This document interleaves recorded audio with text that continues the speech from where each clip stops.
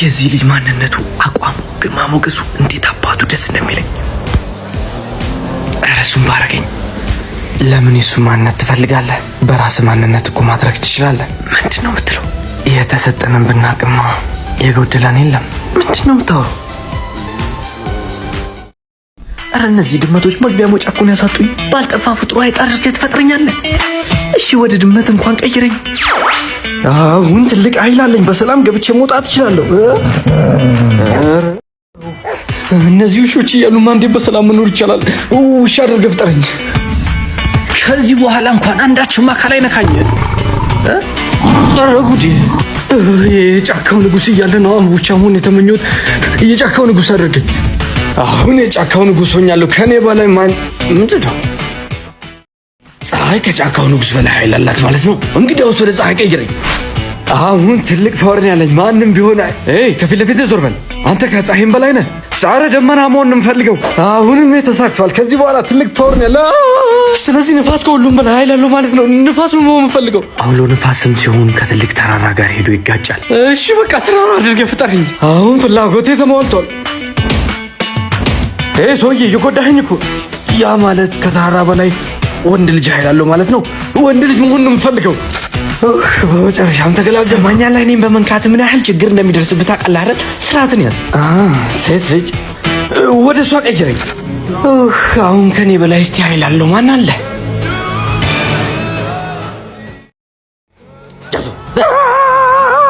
አይጣት ገፍተረኝ። የተሰጠኝ ባውቅማ የጎደለኝ የለም።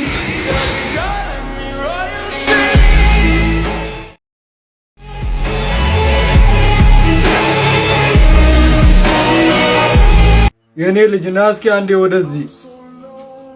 አቤት አባ። ልጅ ከነዛ ከማይረቡ ጓደኞች ራቅ፣ የወደፊት ህይወትን ያበላሹብሃል። እኔ ነግሬሃለሁ። ኧረ አባዬ ምን ችግር አለው? ሲደብረኝ ብቻ እኮ ነው አንዳንድ ጊዜ እነሱ ጋር እየሄድኩ ፈታ ምለው። ልጅ አንተ ያልገባህ ነገር አለ። አሁን ሁላቸውም የሚስቁልህ ገንዘብ ስላለህ አይተው ነው። ያኔ ከእጅ ስታጣ ማናቸውም ዘወር ብሎ አያዩህም። እኔ ጨርሻለሁ።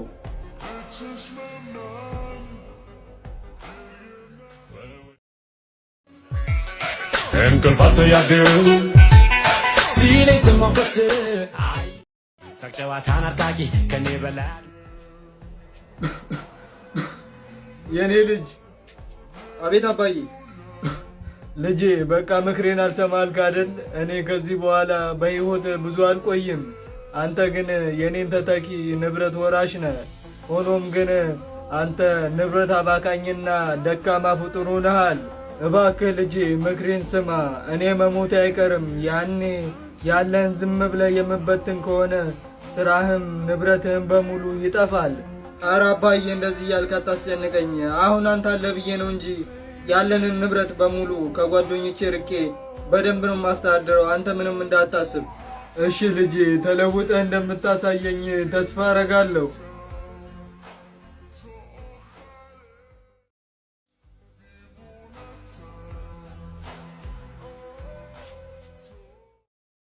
አባዬ ይቅር በለኝ ቃሌን ባለመጠበቄ። በጣም ስለደበረኝ ጓደኞቼ ጋር ሂጄ ፈታ ልል ነው።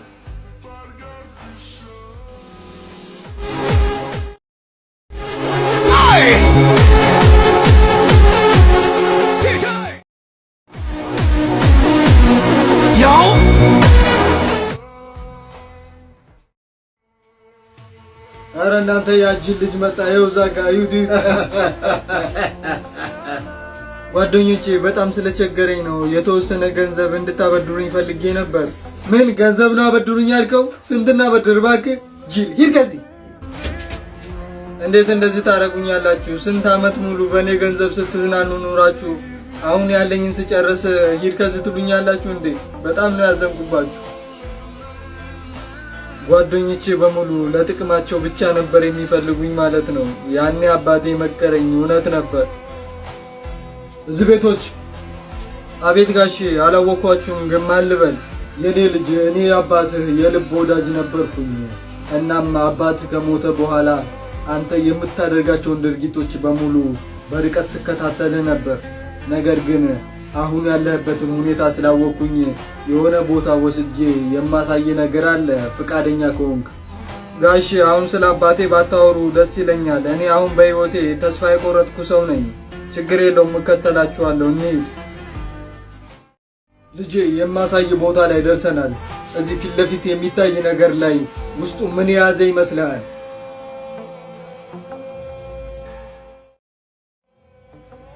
እንዴ ጋሼ ካላሳያችሁኝ ውስጥ ላይ ምን እንዳለ በምን ላውቅ እችላለሁ?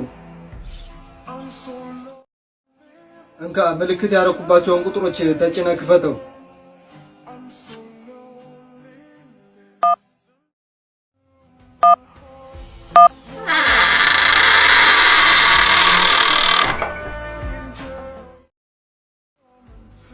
እንደ ጋሼ የሁላ ገንዘቤ ማን ነው?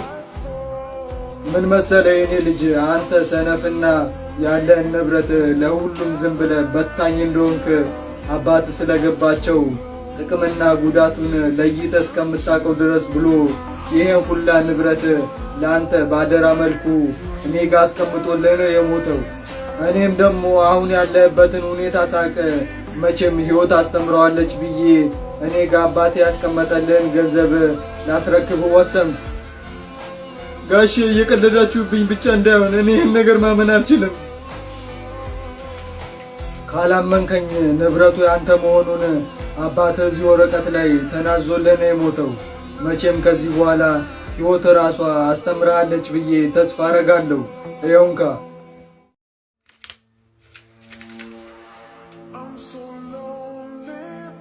ጋሼ እናንተ ምን ብዬ እንደማመሰግናችሁ እኔ አላቅም። ነገር ግን አባዬ ምን ያህል እንደሚወደኝ ዛሬ ነው ያወቅኩት።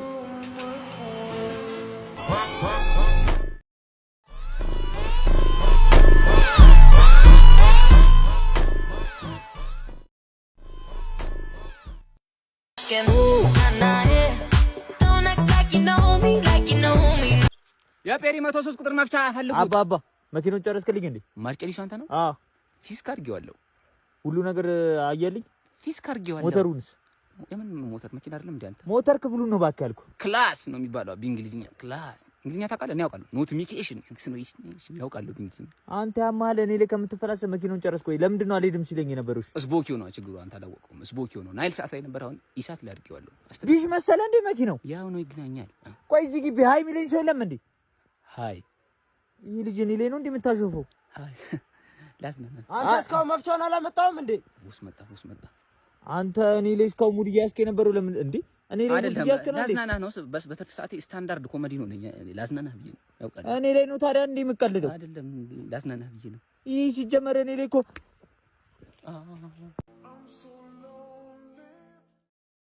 ጋሼ ስትታዩ የዚህ መንደር ሰው አትመስሉም። የምረዳችሁ ነገር ካለ ንገሩኝ። ጎሽ የኔ ልጅ ደረስክልኝ። ምን መሰለህ የኔ ልጅ፣ ንብረቴን እንዳለ ሽፍቶች ዘርፈው አይኔን አጠፉት።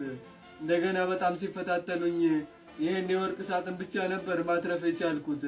ከዛም የሚያስጠጋኝ ሰው ሳጣ ዱላዬ በመራኝ ዝም ብዬ ወደዚህ መጣው። ችግር የለውም፣ ምንም እንዳታስቡ። ለተወሰነ ጊዜ ከኔ ጋር አብራችሁ መኖር ትችላላችሁ። ፈቃደኛ ከሆናችሁ አሁን አብረን እንሂድ ወደ ቤት። በጣም ነው የማመሰግነው የኔ ልጅ። ሌላ የት መሄጃ አለኝ? ልጄ። አቤት ጋሼ። ከዚህ በላይ እዚህ መኖር የለብኝም። ነገር ግን ይህን የወርቅ ሳጥን ባደራ መልኩ አንተ ጋር አስቀምጬው እሄዳለሁ። በፈጣሪ ፍቃድ ተመልሼ እስከምመጣ ድረስ አደራን ተወጥተህ እንደማገኝ ተስፋ አረጋለሁ። ይኸውንካ። ችግር የለውም። እናንተ ብቻ በሰላም ተመለሱ። እንደ ራሴ ንብረት አድርጌ በደንብ ነው የምጠብቅላችሁ። እሺ የኔ ልጅ ደህና ሁን። አባዬ ይህን ሳጥን ማን ነው ግቢ ውስጥ ቆፍሮ የደበቀው? አሁን እኮ ነው ስናጸዳ ያየ ነው። እንካየው አምጪ ውስጥ የኔ ልጅ። እንዴ ይህን የወርቅ ሳጥን እንዴ ልታገኙ ቻልሽ? እዛ ቦታ ላይ እኮ ከ1 ዓመት በላይ ተቀምጧል። ያኔ ለአንድ ወር እኛ ጋር የቆየው ሰውዬ ነው ባደራ መልኩ አስቀምጥልኝ ብሎኝ የሄደው። ምን ለማለት ፈልገ ነው አባዬ? እኛ አልገባንም።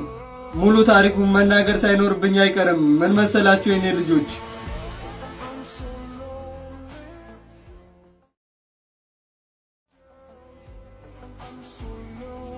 ጋሼ በጣም አዝናለሁ። የሰጣችሁኝን አደራ ካስቀመጥኩበት ቦታ ላይ አጣሁት። ምን አደራህን በላህ ማለት ነው? የጓደኛህን አደራ በዚህ መልኩ ነው የምትመልሰው? እኔማ ንብረቴን ተዘርፌ ዝም ብዬ አልቀመጥም። ወደ ንጉሳችን ፊት እጄ እከስሃለሁ።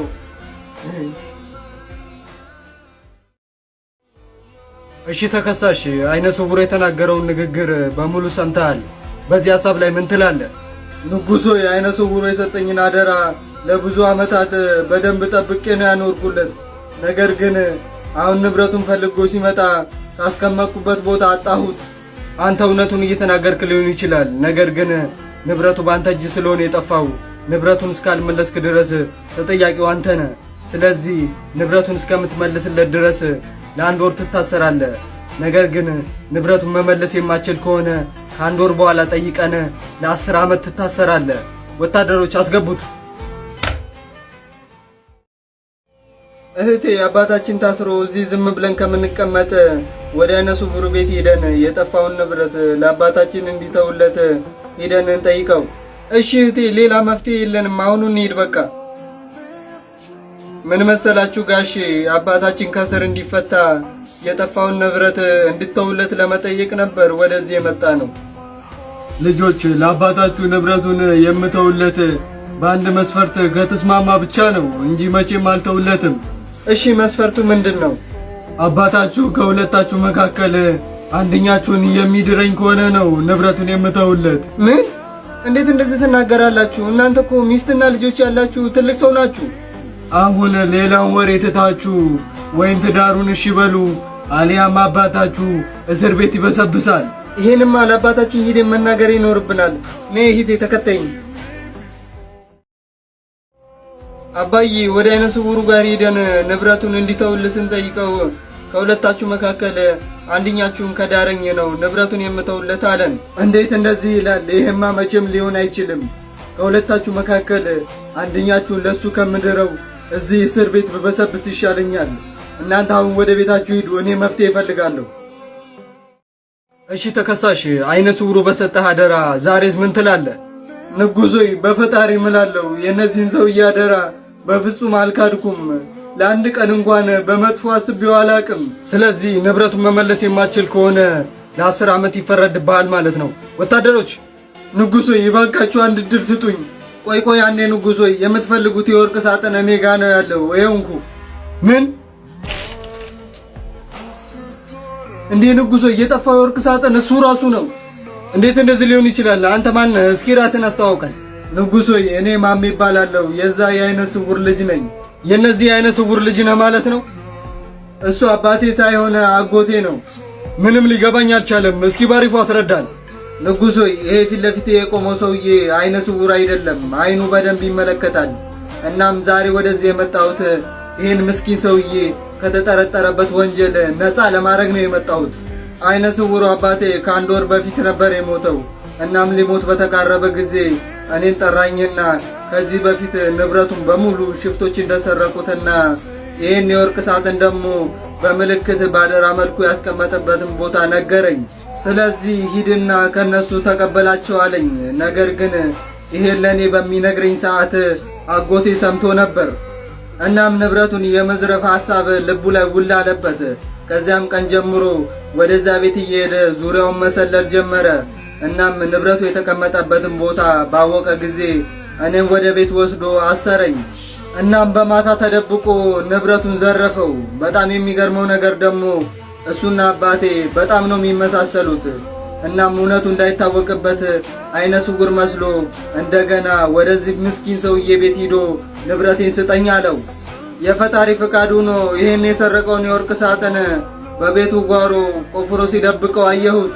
እኔም እንዳላወቀውኝ ዝም አልኩኝ። በሌላ ጊዜም ከታሰርኩበት እንደምንም ብዬ ፈትቼ ቀጠሮ እንዳለውና ወደዚህ እንደሚመጣ ባወቅኩኝ ሰዓት ከተቀበረበት አውጥቼ ወዲያውኑ ይሄን ምስኪን ለማዳን ወደዚህ መጣሁኝ።